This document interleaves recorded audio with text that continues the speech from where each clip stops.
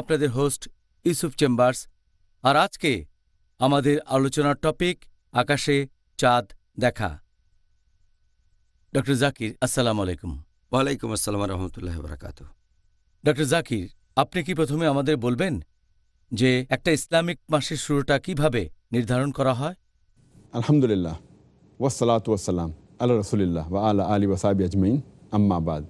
আউযু বিল্লাহি মিনাশ শাইতানির রাজিম, বিসমিল্লাহির রহমানির রহিম। রব্বি ইশরাহ লি সাদরি ওয়া ইয়াসসির লি আমরি ওয়াহলুল উকদাতাম মিন লিসানি ইয়াফকাহু কাওলি।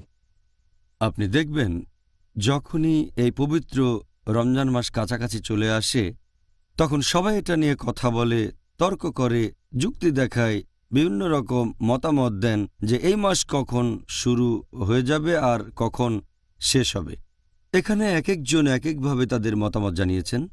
তবে ইসলামিক কোনো মাস শুরু হওয়ার ব্যাপারে যদি কিছু বলেন, আল্লাহ সুবহানাহু ওয়া তাআলা কোরআনে স্পষ্ট করে বলেছেন এটা নির্ভর করবে শুধুমাত্র আকাশে চাঁদ দেখার উপরে। যখনই আকাশে নতুন চাঁদ দেখবেন একটা ইসলামিক মাস শুরু হবে।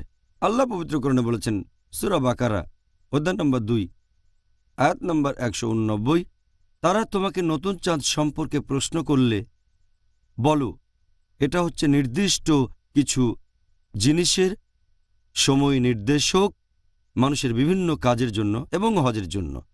আল্লাহ স্পষ্ট করে বলেছেন যে তোমরা যখনই নতুন চাঁদ দেখবে ইসলামিক মাস শুরু হবে। আর মুহাম্মদ সাল্লাল্লাহু আলাইহি সাল্লাম এটা স্পষ্ট করে বলেছেন অনেক সহিহ হাদিসে। একটা হাদিস সহিহ বুখারীতে খণ্ড নম্বর 3 বুক অব ফাস্টিং হাদিস নাম্বার 1909, আবু হুরায়রা রাদিয়াল্লাহু আনহু তিনি বলেছেন নবী মুহাম্মদ সাল্লাল্লাহু আলাইহি সাল্লাম, আবুল কাসেম উনার আরেকটা নাম, আল্লাহ তার উপর সন্তুষ্ট হন, তিনি বলেছেন যে রোজা রাখবে তোমরা যখন রমজানের নতুন চাঁদ দেখবে। নতুন চাঁদ দেখলে রোজা রাখবে, তার মানে রমজানের শুরু। আর রোজা বন্ধ করবে যখন শাওয়াল মাসের নতুন চাঁদ তোমরা দেখতে পাবে।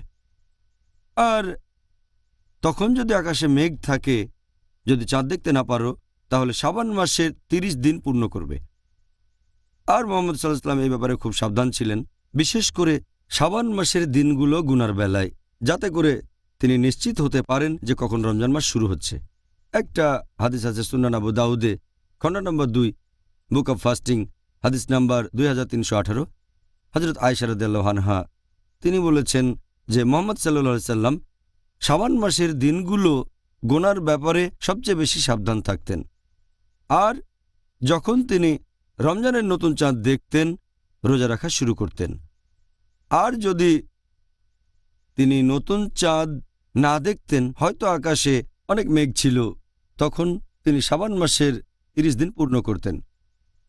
মুহাম্মদ সাল্লাল্লাহু আলাইহি ওয়াসাল্লাম শাবান মাসের ব্যাপারে সাবধান থাকতেন যাতে করে তিনি সঠিকভাবে জানতে পারেন রমজানের শুরুটা।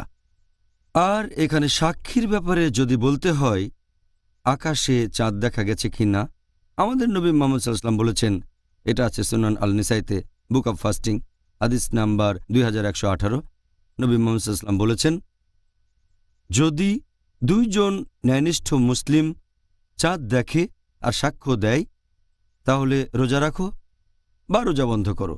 মানে 2 জন ন্যায়নিষ্ঠ মুসলিম যদি চাঁদ দেখে তাহলে রোজা রাখতে পারেন, রমজান মাস শুরু, অথবা রোজা বন্ধ করবেন মানে রমজান মাস শেষ।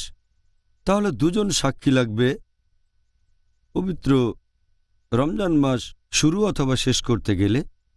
তবে আরেক দল বিশেষজ্ঞ বলেন যে একজন সাক্ষী যথেষ্ট রমজান মাস শুরু করার জন্য। এটার ভিত্তিতে একটা হাদিস আছে সুনান আবু দাউদে খণ্ড নম্বর 2 বুক অব ফাস্টিং হাদিস নাম্বার 2335, এখানে আব্দুল্লাহ ইবনে উমর রাদিয়াল্লাহু আনহু বলেছেন যে মানুষজন যখন আকাশে চাঁদ দেখছিল, রমজান মাসে নতুন চাঁদ দেখার চেষ্টা করছিল, তখন আমি নবীকে বললাম যে আমি নতুন চাঁদ দেখেছি। নবী রোজা রাখলেন, অন্যদেরকে রোজা রাখার নির্দেশ দিলেন। তাহলে এখানে মাত্র একজন সাক্ষী। আর বেশিরভাগ বিশেষজ্ঞ বলেন রমজান মাস শুরু হওয়ার কথা বললে একজন সাক্ষী যথেষ্ট। 2 জন সাক্ষী থাকলে ভালো, তবে একজনই যথেষ্ট। আর রমজান মাস শেষ হওয়ার কথা বললে এখানে 2 জন সাক্ষী লাগবে।